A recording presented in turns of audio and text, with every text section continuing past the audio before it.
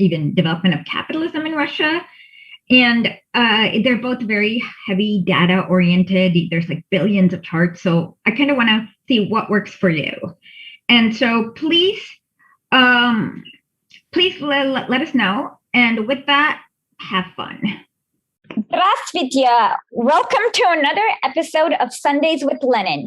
Each week, we try to have a new guest on. Sometimes it's somebody ordinary like you and me, and sometimes hopefully we can get some celebrities, if we maybe, not promising anything. And we just comment on the current affairs and read Lenin and see what Lenin has to say about our current events. And you'd be surprised at how little things have changed. Today, we have a very special guest. His name is Christopher. He was a Bernie supporter, and he was my canvas partner when we were canvassing in South Carolina for 3 weeks last year. And so welcome. We went all over, like to the middle of nowhere where there were no streets and all that. So welcome, Christopher. It was definitely fun times. Yeah. I'm trying to think the part, I'm trying to remember where the road just stopped. And then there was your truck then got stuck. I do remember that. And those two guys had to come by and help push us out of the ditch. And then we gave them a big bag of coins because that's all we had. It was definitely an interesting experience. But yeah, I think getting out there and speaking to actual people about their political opinions, you definitely get a completely different side of what's important to people than the stuff they focus on, in the news, the media, the kind of trivial stuff. So you definitely get a different perspective, seeing things firsthand. So you mean that no one in South Carolina cared whether or not Putin was secretly conspiring to turn off the power in North Dakota? Someone's, no, I don't think the whole time we got anyone to mention that. So no, we didn't. You got there, I think, a few days before me. So 2 or 3, yeah. Yeah, it was exactly. And another thing I noticed is that what they said was how are you going to get all these people on board? Medicare for all, everyone was on board regardless. No one really was against it.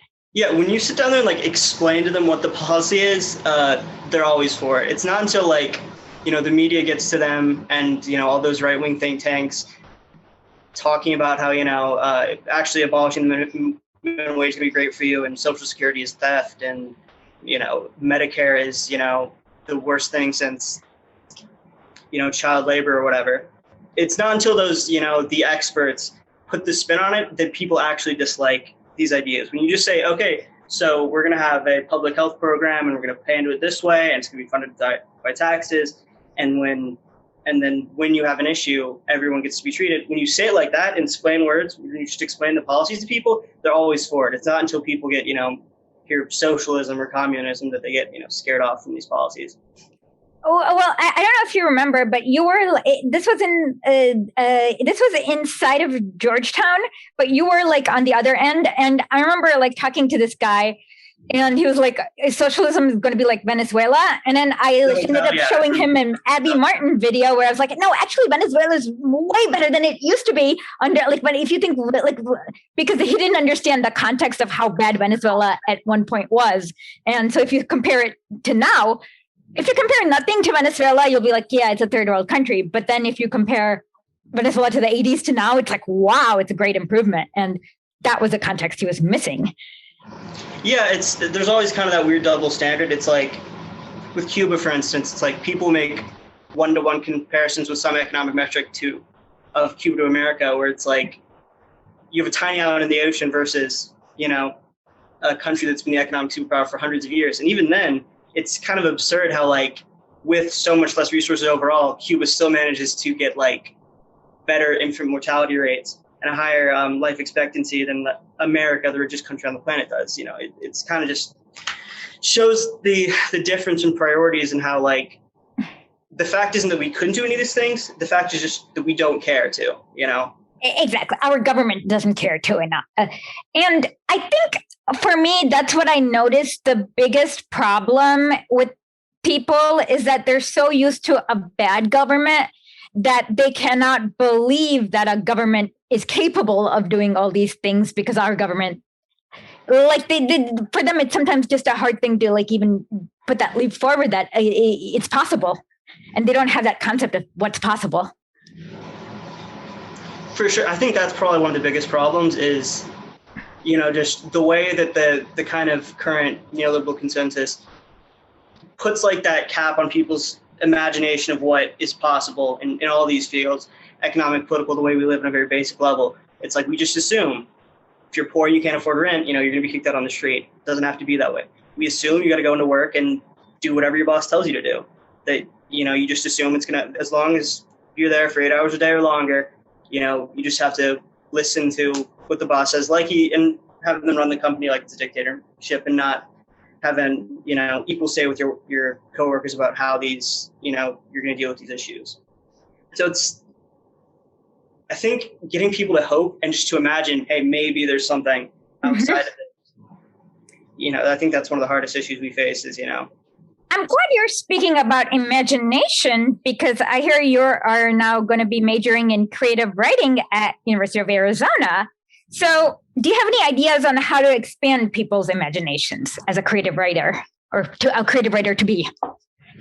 Yeah, I think when you're talking about ideas, like we were talking before, so much of it is like we're so rigidly set in these presuppositions of like of all these different ideas, that when you talk about, sometimes to a lot of people about an issue, the second you say,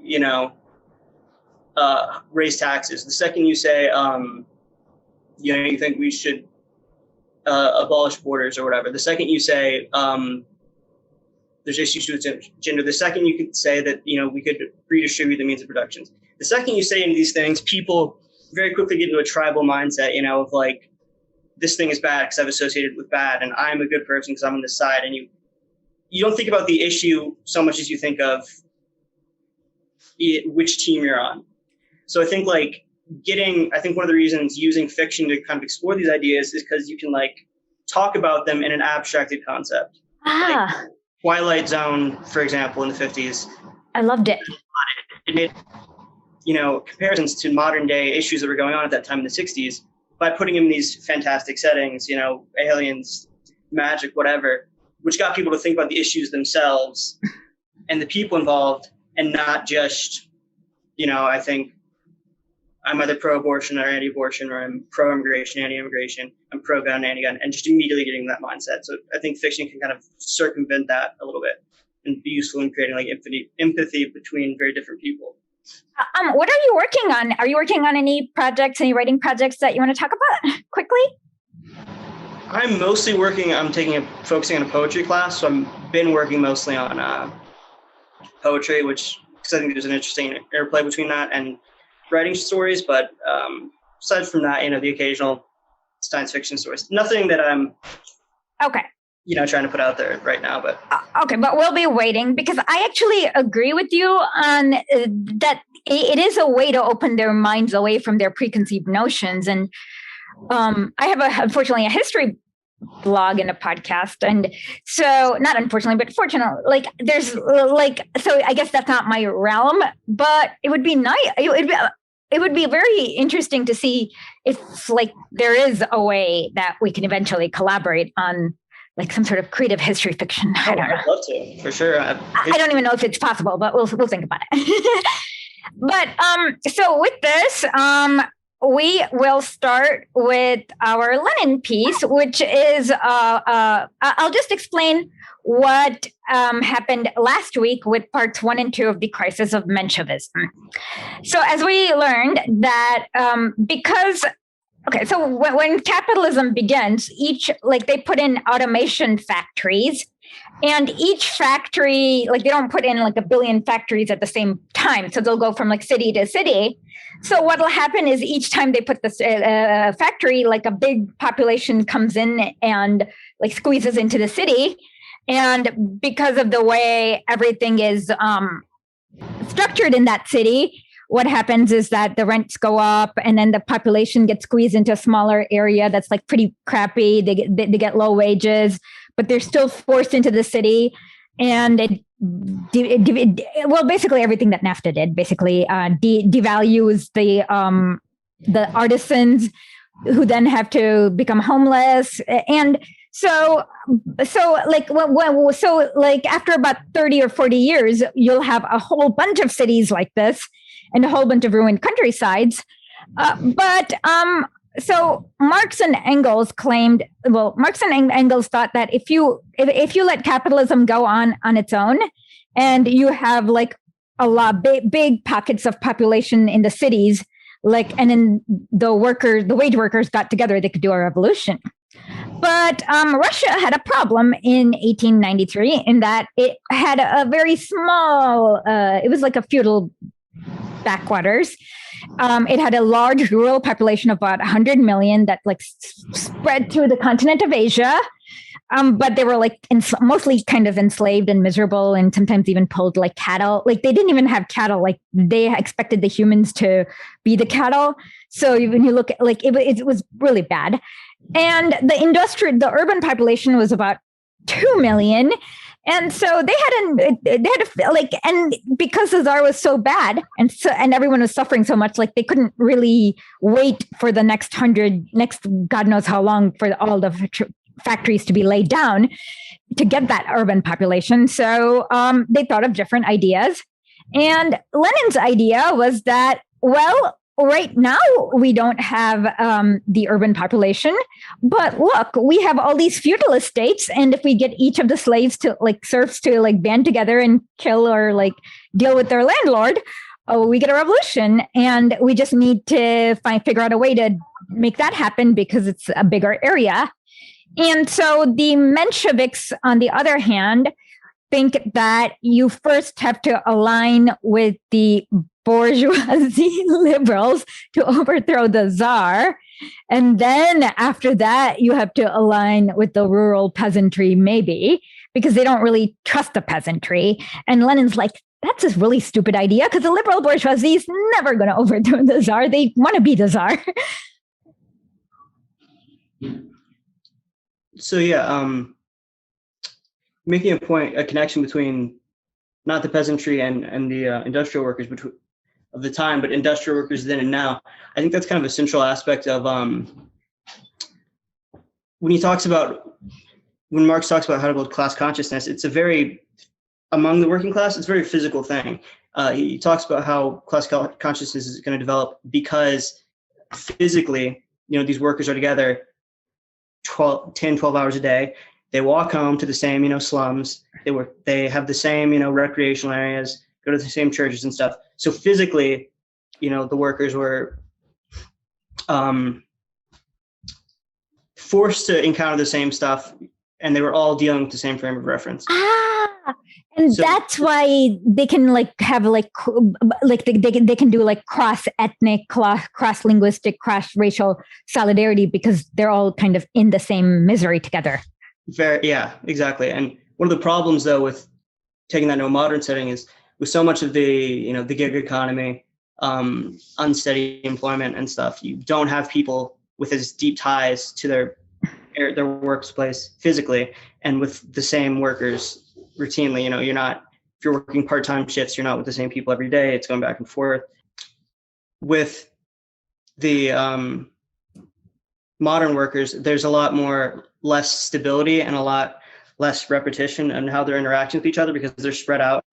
You have, suburbanization. So workers, drive, they don't live near to each other or where they work. They don't necessarily, if you're working Uber, Lyft, or whatever, you're not interacting with the same people every day. You're basically on your own. If you work at, if you're working, shift labor, you're not working with the exact same people every day. It's, going back and forth. So that difference makes it a lot more difficult to get people on the same page, I think. And I think that's intentional. So I think that's something to keep in mind, that difference between now and then.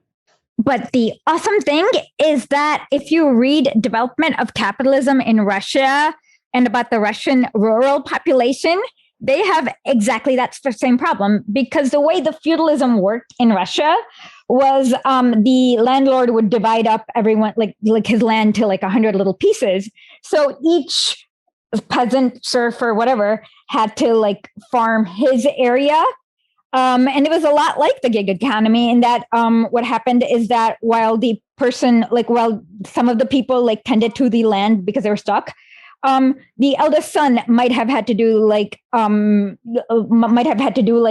literally like gigs of like lifting, being a carrier, things like that. On top of that, when in the wintertime, Russia became very cold. And so many peasants would have to go and volunteer to like work in the coal mine in the wintertime too. And they were kind of in and out. And there's a lot of similarity between the rural peasantry in Russia and the way they're isolated through like low pay, gigs, instability. And back when the Tsar was around, they'd have a famine every 2 or 3 years, maybe, and like half the population would be killed. And then they'd have to pick up, and the instability is the same. So that's why I am a very big fan of Lenin, is because he tells you like how to reach out to the peasantry, as in the rural population, which like, and that's the technique we need to adopt for everyone in America, because we've kind of exactly gotten a little isolated. And the thing is that it can be done. It just requires a different use of different tools. With this, it's a great transition to, so basically you missed, so like last week we got around to, let me just review what happened in parts 1 and 2, just as a quick review. So in part 1, in Crisis of Minchivism, we learned that a Marxist must base his arguments about tactics on an analysis of the objective course of situations. So you can't be like, whatever the Democratic Party does is wrong. That's usually it, right? And we also need to remember that passivity is the quality of the petty bourgeoisie and not revolutionary. So fortune favors the bold. So that was part 1. And in part 2, we learned that no matter like how bad the Tsar is, like you just can't wait for it to collapse, because whoever's in power like has the most amount of like people, soldiers, whatever in power, like fills that vacuum. So you have to be active about the agitation and not just be passive and let things decay, is what we learned in part 2. You can't wait for a crisis, in other words, because the people that are already in power during a crisis are going to be the people with the best ability to, exploit it. Exactly. So now we have part 3, and Lenin's basically trolling Comrade Larin because he wrote a stupid article. So with that, do you want to begin? Okay, the Crisis of Minchivism, Chapter 3.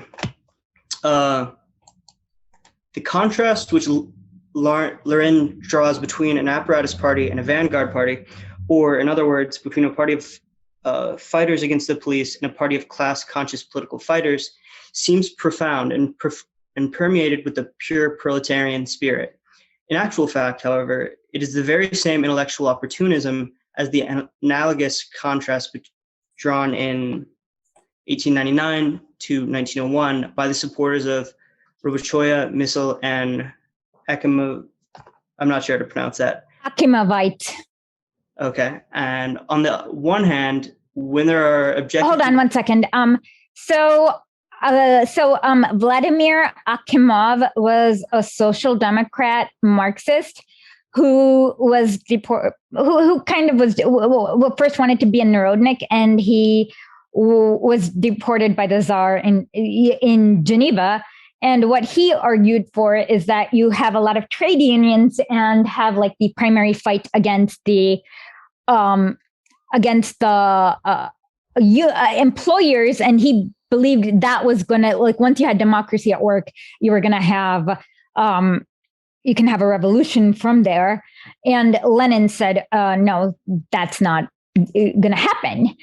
So that's what an Akimovite is. And Rabochaya Misl means Russian thought. And that's what Comrade Larin writes for. Okay, go ahead. On the one hand, when there are objective conditions for a direct revolutionary onslaught by the masses, the party's supreme political task is to serve the spontaneous moment. To contrast such revolutionary work with politics is to reduce politics to chicanery. It means exalting political action in the Duma above the political action of the masses in October and December. In other words, it means abandoning the proletarian revolutionary standpoint for that of intellectualist opportunism. So intellectualist opportunism is basically when you get, because everyone knows that the legislator, like even in America, any change, Civil Rights Act, the end to child labor, end to Vietnam War, there was lots and lots of direct action, as in like strikes, people were out on the street. And then the legislation was the last formality in order to deal with this direct action. So like very little legislation has actually happened without that pressure. And so Lenin doesn't believe that you should, if there's like enough revolutionary energy out there that people want to protest, like you shouldn't like tailor them into just voting every 4 years or whatever. Go ahead. Because it can kind of sap their energy for any sort of direct action. Exactly. Got it. Go ahead. Every form of struggle requires a corresponding technique and a corresponding apparatus. Let's repeat this louder. Every form of struggle requires a corresponding technique and a corresponding apparatus. Okay, go ahead. When objective conditions make the parliamentary struggle the principal form of struggle, the features of the apparatus for parliamentary struggle inevitably become more marked in the party. When, on the other hand, objective conditions give rise to a struggle of the masses in the form of a mass political strike and uprising, the party of the proletariat must have an apparatus to serve these forms of struggle, and, of course, this must be a special apparatus, not resembling the parliamentary one. An organized party of the proletariat, which admitted that the conditions existed for popular uprising, and it failed to set up the necessary apparatus, would be a party of intellectualist chatterboxes. The workers would abandon it and go over to anarchism or bourgeoisie, revolutionism, etc. Okay, so interesting is that he says that the party of the proletariat must have an apparatus to serve direct action. And a certain Democratic Party is so bad at mobilizing people, like the Shah of Iran, who died in 1979, actually ended up mobilizing more protesters for the Washington, D.C. march on January 6th than the Democratic Party. Like, what do you have to say about that? Is that the Democrats or me? Yeah, well, the Democrats and then you, about the Democrats.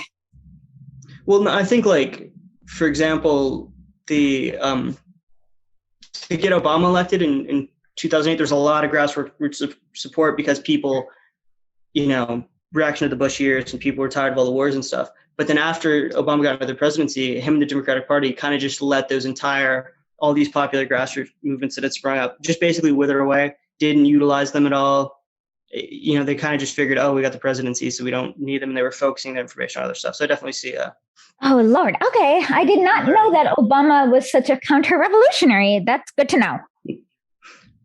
Okay. So basically we needed to have a workers' party, and everyone who was like inside of Obama for America should have like been registered and whatever. Okay. We'll do that next time.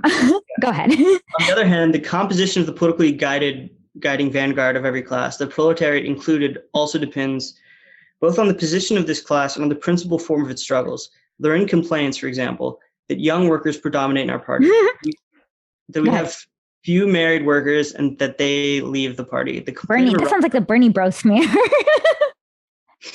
Hey, nothing changes, right? This complaint of a Russian opportunist reminds me of a passage in one of Engels' works. I think it is the housing question. Ignore that. Okay, go ahead. Yeah, I'm not going to try and butcher that German, I think. Retorting to some fatuous bourgeoisie professor, a German cadet, Engels wrote, "It is not natural that youth should predominate in our party, the Revolutionary Party. We are the party of the future, and the future belongs to the youth. We are a party of innovators, and it is always the youth that most eagerly follow the innovators. We are a party that is waging a self-sacrificing struggle against the old rottenness, and youth is always the first to undertake a self-sacrificing struggle." Bernie should have released this as a press statement for the Bernie bro smears. It definitely seems applicable. Yeah, go ahead.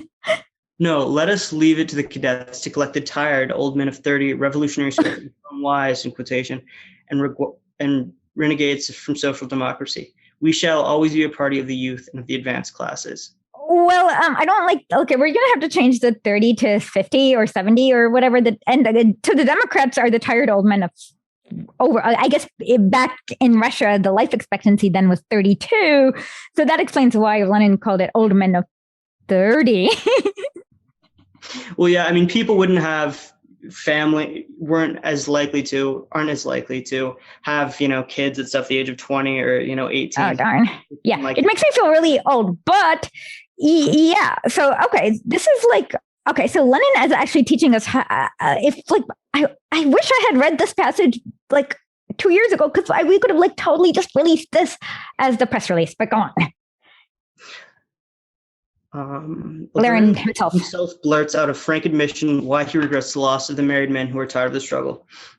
If we were to collect a good number of these tired men into the party, that would make it somewhat sluggish, break on political adventures, unquote. Now that's better, good Lenin. Why dissemble and deceive yourself? What you want is not a vanguard party, but a renegade party, so that it will be rather more sluggish. You should have said so frankly. Quote, putting a break on political adventures, revolutions have been defeated in Europe too. There were the June days of 1848 and the May days of 1871. But there has never been a social democrat or a communist who thought it proper to declare the actions of the masses in a revolution to be a, quote, adventure. This becomes possible when among revolutionary Marxists there are enrolled, not for long we hope, craven Russian Philistines, called the intelligentsia, if you please, who have no confidence in themselves and become despondent at every turn of events towards reaction. That's very interesting, because it kind of sounds a lot like our I guess intelligentsia, who just like one little setback and everyone's like freaking out, and like it sounds like yeah, defeatism is like incredibly common just at the slightest setback, and it's kind of when you compare like what we're going up against now versus what they back then or any revolutionary group throughout history. It's like, yes, things are hard now, but like people at least you were not chained up like cattle and made to push a barge up the river.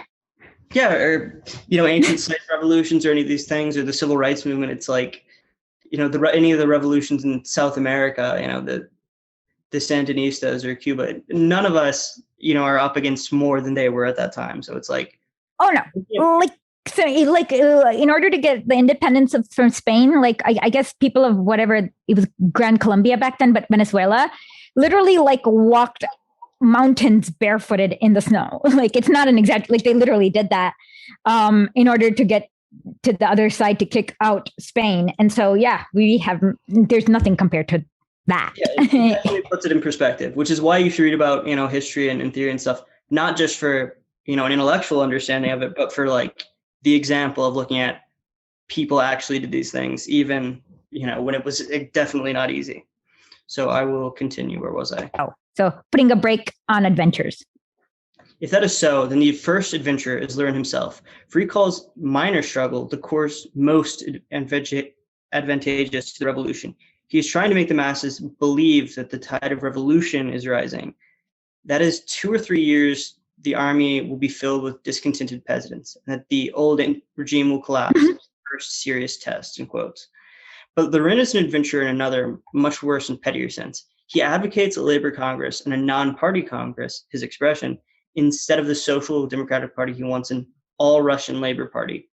Labor, because it must include the petty bourgeoisie revolutionaries, the socialist revolutionaries, the Polish Socialist Party, the Belarusian Hromad. Yeah, the Belarusian Hromada is a petty bourgeoisie kind of nationalist. Well, back then they were kind of like, we want freedom for Belarus, and like, but then don't ask what they did between 1938 and 1945. But yeah, sorry. Lenin is an admirer of Axelrod, but he has done him a disservice. He has so exalted Axelrod's youthful energy, his true party courage in fighting for a labor congress. He's embraced him so fervently that he has smothered him in his embrace. Axelrod's nebulous idea of a labor Congress has been killed by a naive and truthful practical party worker who has gone and blurted out everything that should have been concealed for successful advocacy of the Labor Congress. A Labor Congress means taking down the signboard, quote, page 20 in Lenin's pamphlet, for whom social democracy is a mere signboard. It means merging with the socialist revolutionaries and the trade unions. Okay, the socialist revolutionaries were kind of like fake socialists. They just kind of had the label socialists, and they were just, yeah, go ahead. So quite right, for speaking the truth. The Labor Congress really does mean all that. It would lead to that even against the wish of its conveners. And it is just for that reason that a Labor Congress now would be a petty opportunist adventure. Petty, for there is no broad idea underlying it, nothing but the weariness of intellectuals who are tired of the persistent struggle for Marxism.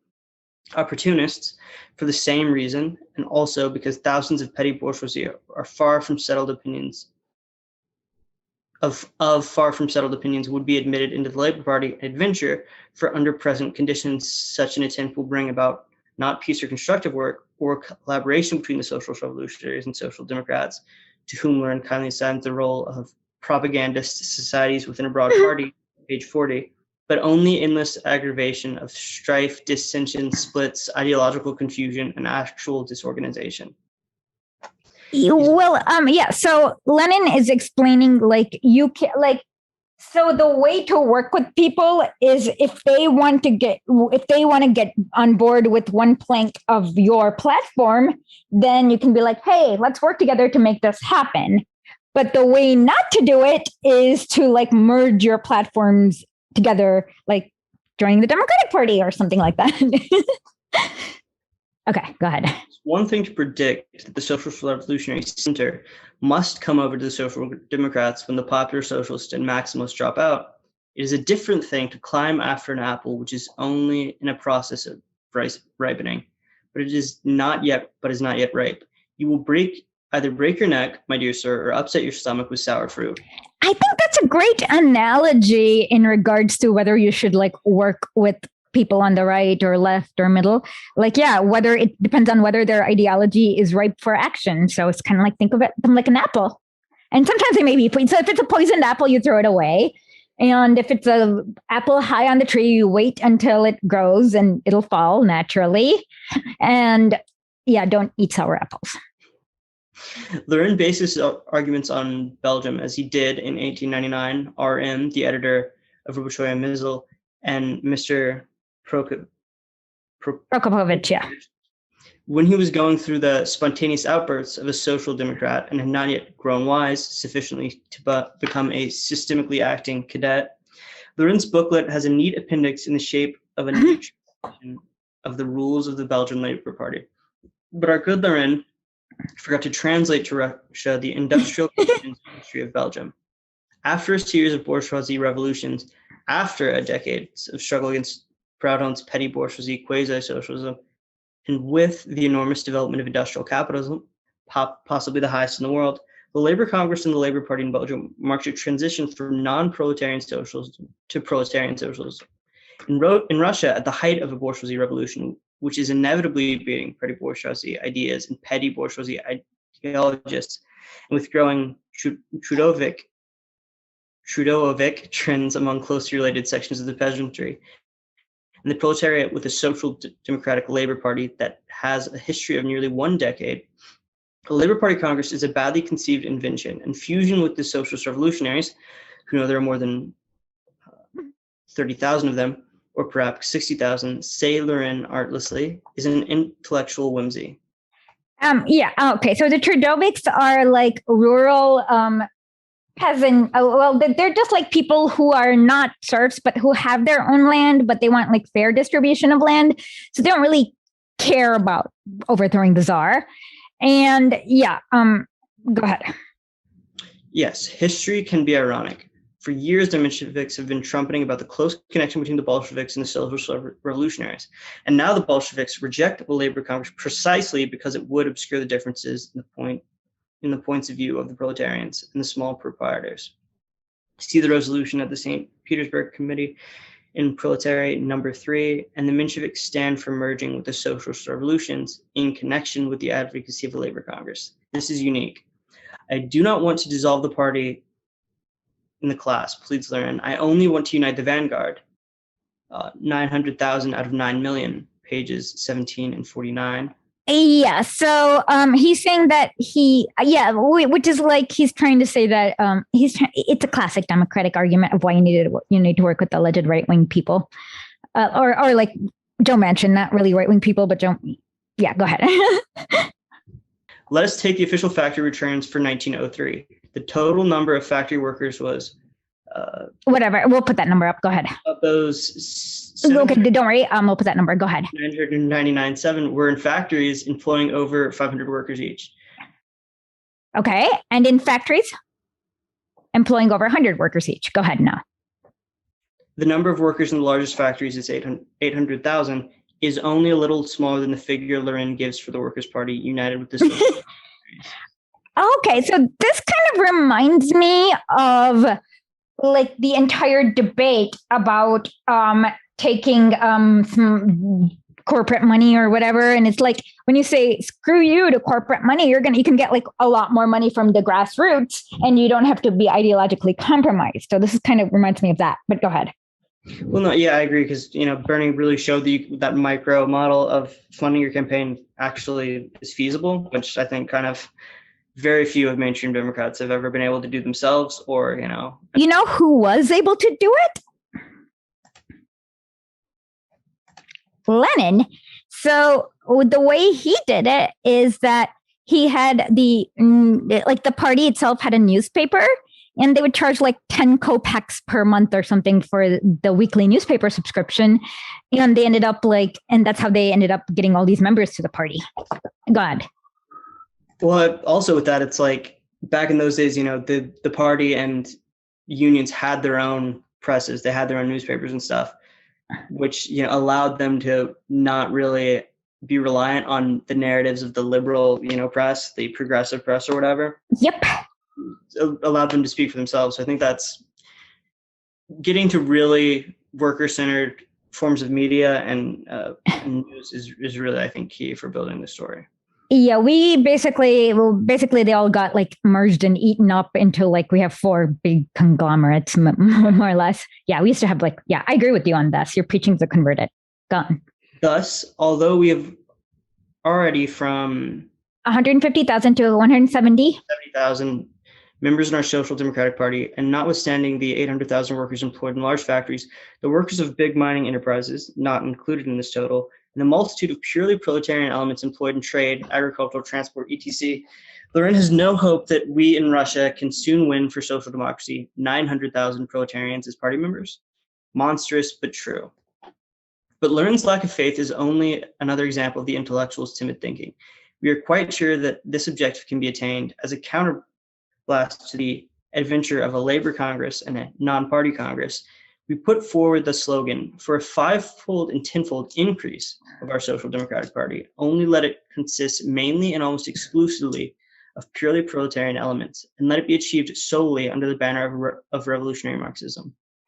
Now, after a year of the Great Revolution, when all sorts of parties are growing by leaps and bounds, the proletariat is becoming an independent party more rapidly than ever. The Duma election will assist this process, if we do not enter into opportunist blocks with the cadets, of course. The treachery of the bourgeoisie in general, and of the petty bourgeoisie in particular, the popular socialists, will strengthen the revolutionary Social Democratic Party. We shall reach Lenin's ideal 900,000 party members and even exceed it if by hard work on the present line, and not by adventures. It is certainly necessary now to enlarge the party with the aid of proletarian elements. It is abnormal that we should have only 6,000 party members in St. Petersburg. In St. Petersburg, how do you pronounce that? Gubernia. Gubernia, there are 81,000 workers. Workers in factories employing 500 workers and over. And in all, 50,000 workers. That is the central industrial region. We should have only 200,000. 20,000 party members. 20,000 party members, sorry. No, just skip over the numbers and Janet can put up alerts. Workers in factories employing 500 and over in all 50-something thousand workers, we must learn to recruit 5 times and 10 times as many workers for the party in such centuries. In this respect, Lenin is certainly quite right, but must not fall prey to intellectualist cowardice or intellectualist hysteria. We shall achieve our aim by following our own social democratic path without plunging into adventures. And that's the end of chapter. Okay. So Lenin basically thinks by recruiting, we need to go from like workplace to workplace, or he says church, literature circle, or other groups, and just talk to people in those meeting areas about social democracy. So a lot like canvassing, right? Yeah, it's funny how the basics of politics, even with all our, technology, it's basically the same thing. It's just talking to as many people as you can. And the apps help you organize and stuff, but it's like, if you're not building connections with people, you're not doing politics right. I know. And that's what I think really mattered. Like that first day, do you remember that lady we spent a lot of time with, that we convinced, because we weren't like thinking about like metrics or getting paid or anything. We were just like, okay, we want to understand her problem, and we understood it, and you spoke to her, and boom. And so I remember that house, and it was a really interesting house. It was like so weird. History too. There are stories about McGovern and stuff, and back in the 60s, and there was a lady, I think she drove, who was a civil rights worker, fighter, or maybe a worker. And then she talked about how like about a month before she died, she drove her to Obama's inauguration in Washington. And I'm actually that was pretty sweet. And I'm so glad that, that sounds horrible. Yeah, no, it was a good chance to get like, it was like wonderful. Like, and so I think you can't ever pretend to care. You have to actually care about people. Yeah, just people can tell if you're listening or not. Like if you're actually listening to what they're saying, or if you're just, bullshitting them. Do you want me to read the part 4? Yeah. Chapter 4. The only gratifying feature in Comrade Lenin's pamphlet is his fervent protest against blocks with the cadets. In another article on this issue, the reader will find detailed quotations on the subject, with a description of all the vacillations of Minchivism on this important question. What interests us here, however, is the general description of Minchivism given by such an authoritative witness as the Menshevik Lenin. It is in reference to blocks with the cadets that he protests against vulgarized bureaucratic Minchivism. Bureaucratic Minchivism, he writes, is capable of desiring a suicidal alliance with the opponents of social democracy in the bourgeoisie camp. We do not know whether Lenin will be able to show more determination than Martov in defending his views against Plekhanov. However, Lenin rebels against formal and bureaucratic Menchivism on other matters besides blocks with the cadets. For example, he says of Menchivism that everything obsolescent requires a bureaucratic stamp. Page 65. Menchivism is becoming outlived, making way for European realism. Hence the eternal melancholy, half-heartedness, and hesitancy of Menchivism. Page 2. Concerning the talk about a labor Congress, he writes, all this talk bears the impress of a certain reticence, timid thinking, perhaps mere hesitation to utter aloud the thoughts that have matured within, etc. We already know the underlying basis of the crisis of Menchivism, why it has degenerated into bureaucraticism. It is the petty bourgeoisie intellectuals' lack of confidence in the possibility of further revolutionary struggle. His fear would admit that the revolution is over, that the reaction has won a decisive victory. Menchivism has only an instinctive, semi-spontaneous yearning for a party, says Lenin. We say, Menchivism is the spontaneous yearning of the intellectual for a truncated constitution and peaceful legality. AOC, anyone? Okay. Menchivism is an allegedly objective apologia for reaction, emanating from the revolutionary camp. That sounds very familiar. And yeah, so Mensheviks have a fantasy where they think everyone's going to be constitutional and we're just going to elect the 10,000 AOCs into the Congress, and then we're going to vote for Medicare for all. And often reality does not work with legality, if that makes sense. Yeah, it's always a stack deck, just the basics of American structure, Supreme Court unelected, the Senate, being completely gerrymandering, voter fraud. It's not meant to be representative of people. And even if you do, I think it's always a mistake to think even if you do win an election, that's going to be the end of it. Like they're just going to lie down and accept that, the people made a choice and won. It's not how it worked in Chile. It's not how it works, with the slavers when Lincoln was elected back in It's not how, Spain worked during the Third Republic. So it's always a mistake, I think, to think just winning an election is ever going to be the end of it, or that reactionaries are ever going to accept it. Yeah, they don't, and they keep fighting back because there's so much like money in that. And even with the Democratic Party, if you've noticed, like they just like ended up like changing the rules, like they just like stopped obeying the rules, like their primaries. Yeah. So always you have to always remember that they're going to go outside of legality the minute legality no longer is on their side. For sure. Yeah. Okay, go ahead.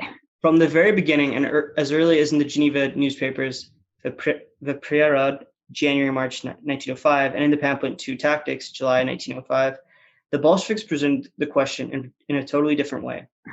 Being perfectly clear about the contradictory nature of the interests and tasks of the various classes in the bourgeoisie revolution, they stated openly at the time that it is quite possible that the Russian Revolution will end in an abortive constitution. As the supporters and ideologists of the revolutionary proletariat, we shall do our duty to the last. We shall keep to our revolutionary slogans despite the treachery and baseness of the liberals, despite the vacillation, timidity, and hesitancy displayed by the petty bourgeoisie. We shall make the utmost use of all revolutionary possibilities. We shall take pride in the fact that we were the first to take the path of an uprising and will be the last to abandon it. If this path, in fact, becomes impossible, at the present moment, we are far from admitting that all the revolutionary possibilities and prospects have been exhausted. We openly and straightforwardly advocate an uprising, stubborn, persistent, and long preparation for it. When we realize that the revolution is over, we shall say so openly and straightforwardly. We shall then, in full view of the whole people, delete from our platform all our direct revolutionary slogans, such as the Constituent Assembly.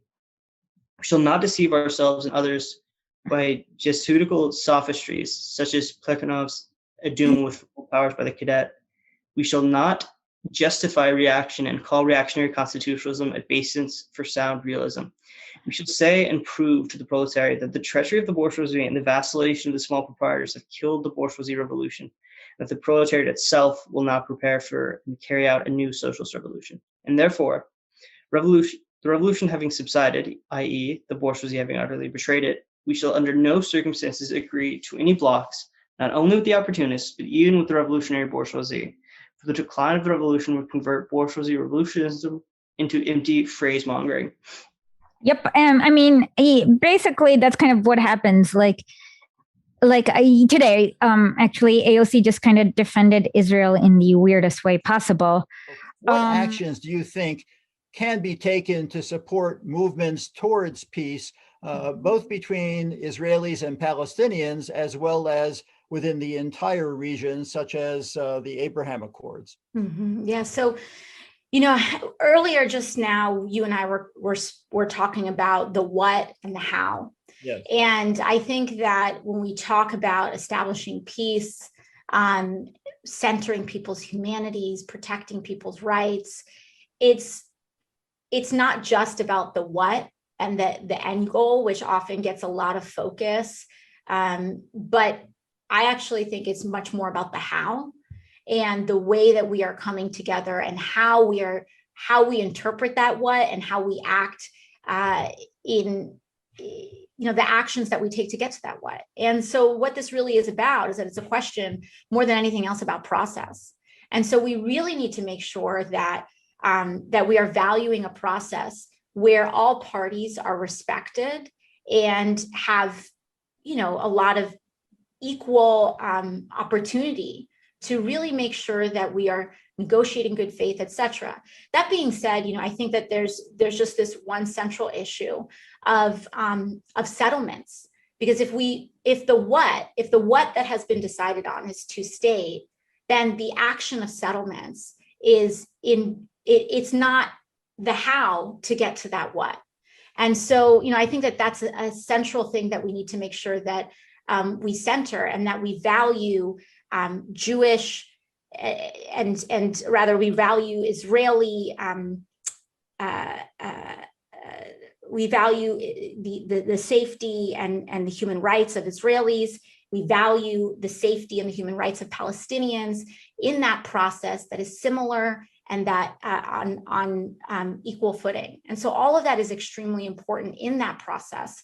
But yeah, so it seems like she has a big game, but because there is no pressure, force, or anything, like it's like just become empty, like feel good things.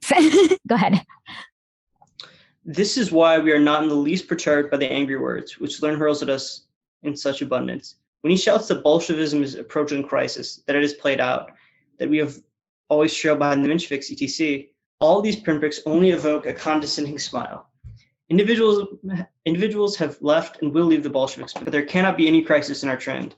The fact is that right from the very beginning, we declared we are not creating a special Bolshevik trend away.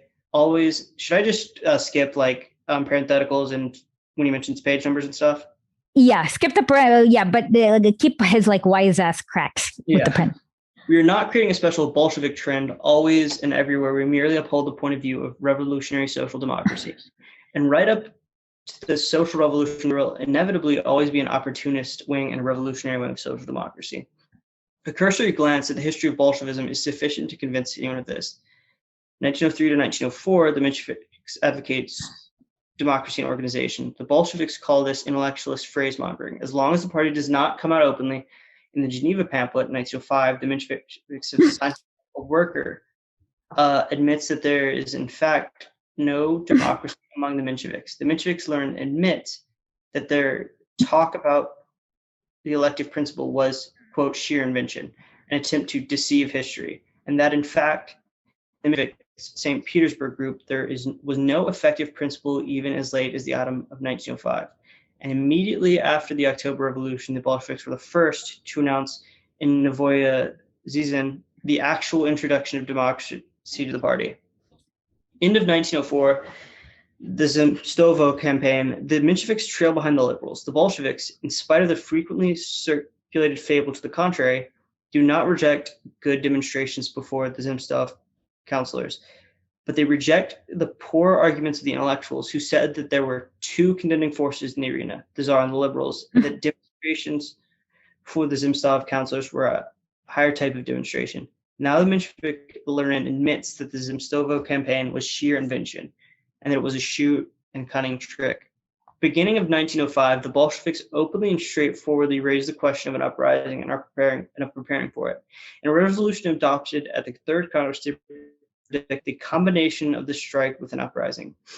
The Mensheviks are evasive and try to wiggle out of this task of an uprising. They talk about arming the masses with the fervor desire to arm themselves. August 1905, the Mensheviks call for the participation in the Bulgarian Duma. The Bolsheviks call for an active boycott of this Duma for direct advocacy of an uprising. October, December 1905, the popular struggle in the form of strikes and insurrections sweeps away the Bulgarian Duma. The Menshevik Lenin admits in a written declaration at the Unity Congress that when the tide of the revolution was at its height, the Mensheviks acted like Bolsheviks. In the rudimentary bodies of the provisional government, we, the Social Democrats, sat side by side with the revolutionary bourgeoisie. Beginning of 1905, the Mensheviks are despondent. They have no faith in the Duma and no faith in the revolution. They appeal for participation in the Duma election in order to boycott the Duma. The Bolsheviks do their duty as revolutionaries, do their utmost to achieve the boycott of the Second Duma, to which nobody in revolutionary circles had any confidence. May, June 1906, the Duma campaign, the boycott, has failed owing to the treachery of the bourgeoisie. The Bolsheviks conducted their revolutionary work on new, though worse, ground. During the Duma period, the whole people still see more clearly the difference between our tactics, the tactics of the revolutionary social democrats, and opportunism. Criticism of the cadets in the Duma, the struggle to free the Trudovics from cadet influence, criticism of parliamentary illusions, advocacy for revolutionary reapproach among the left groups in the Duma. July 1906, the dissolution of the Duma. The Mensheviks lose their head, declare for an immediate demonstration, strike, and partial action. The Bolsheviks protest. Lenin, referring to this, says nothing about the protests of the theories of the Central Committee, which was published for party members only. When Lenin says about this incident is not true. The Bolsheviks point out the futility of a demonstration and advocate an uprising at a later date. The Minchivisms, in conjecture with the revolutionary bourgeoisie, sign appeals for an uprising. End of 1905, the Bolsheviks realized that the treachery of the bourgeoisie make it necessary to take a circuitous path and go into the Duma. Down with all blocks. Above all, down with blocks with the cadets. The Minchivisms are in favor of blocks. No, comrade Lenin, we have no need to be ashamed of this course of the struggle between the revolutionary and the opportunist wings of social democracy. That's the end of the chapter. It sounds like the Mensheviks were were always triangulating. So wherever the Bolsheviks were, the Mensheviks were more to the center. As in, like when the Bolsheviks said we'll do uprising at a later date, the Mensheviks were like, no, we want to protest now. And then when the Bolsheviks were like, okay, we can't have like a direct revolution. We need to kind of go into the Duma and show the people why this Duma is fake.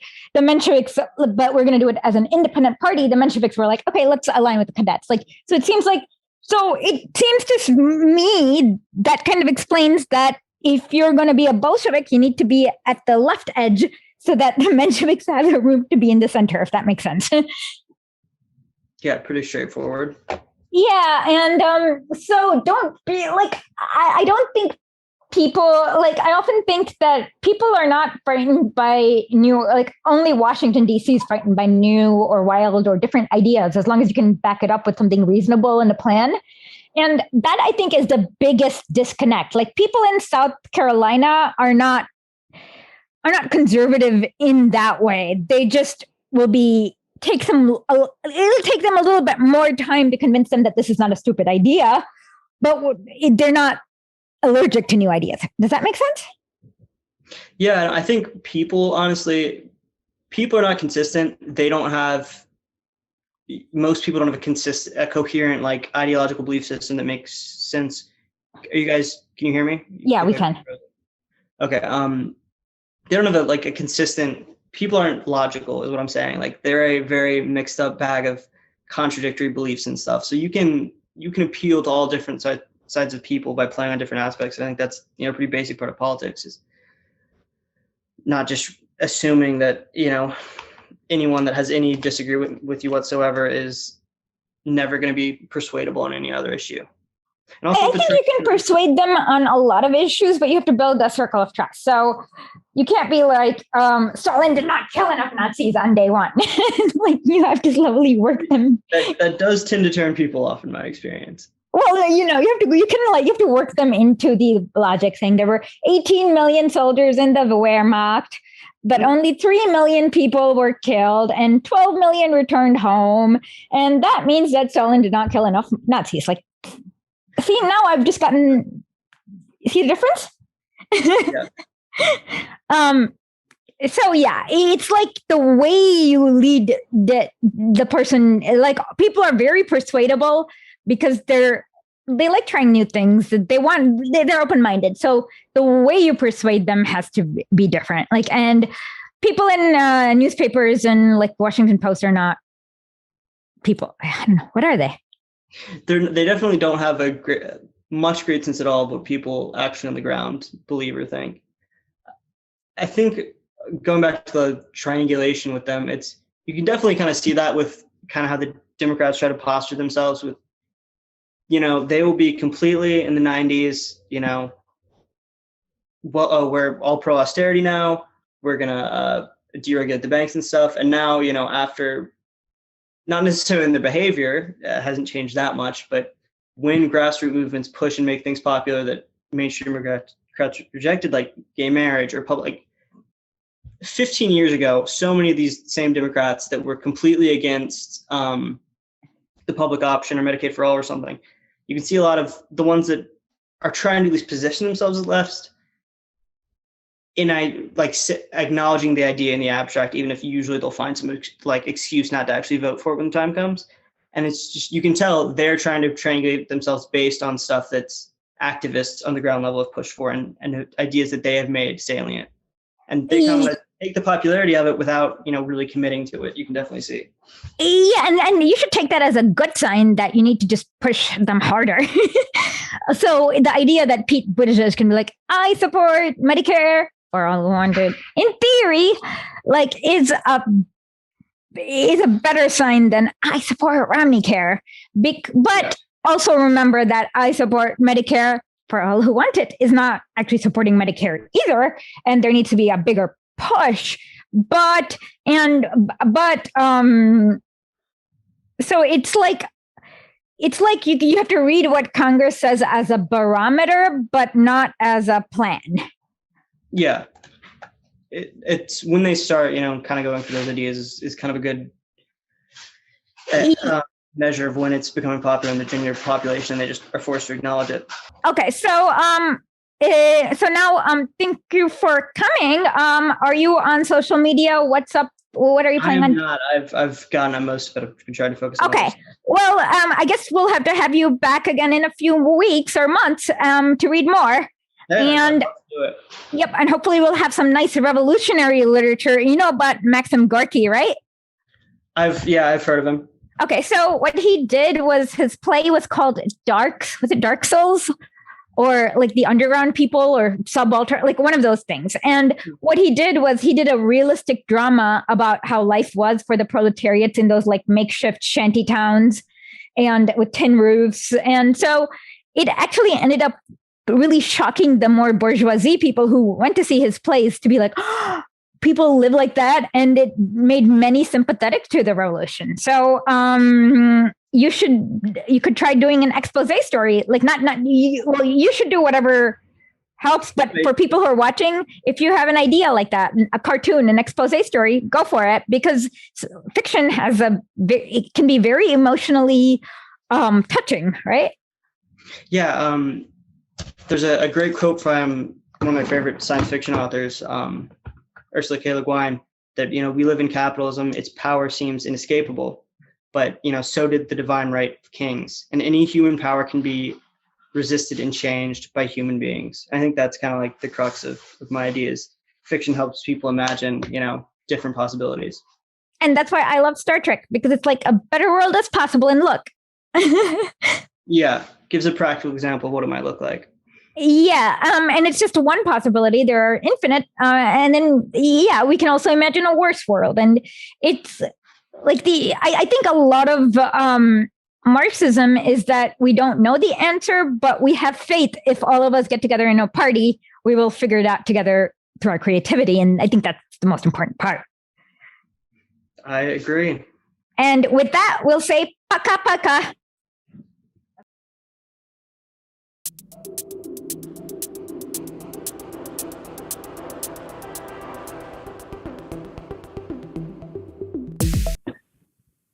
I hope you guys enjoyed this week's Sundays with Lenin. If we have any questions, please speak now so that we can answer questions. And I just learned that the Senate Foreign Relations Committee is basically spending, it has proposed like millions of dollars for media to spread negative information about the Belt and Road Initiative. So here's what they're going to say. They're going to, concern troll about climate change. They're going to say that Belt and Road Initiative has climate change and it's like some bullshit about that. But America's the number one generator of climate change with the U.S. military. So the solution is to remove all the U.S. military installations, because the Belt and Road Initiative is basically in response to U.S. imperialism. So that is what you're supposed to say. They might claim some random genocides. Look at which companies are being privatized and which ones are publicly run. And it's always strangely like publicly run companies that seem to quote unquote use slave labor or whatever. And then they'll openly say that it'll hurt the U.S. ability to defend its allies. And that's a great thing, because our allies are Saudi Arabia and Israel, and we should not be defending them at all. So that's going to be the main talking points. Just like quote me on this, and you'll see. I know this because the Council for Foreign Relations literally put out a memo last week where they said, this is our assessment and this is our strategy and what you do. And it's like the Senate Foreign Relations Committee has been acting like a I don't know, what do you call it? Lackey. And with that, do we have any questions?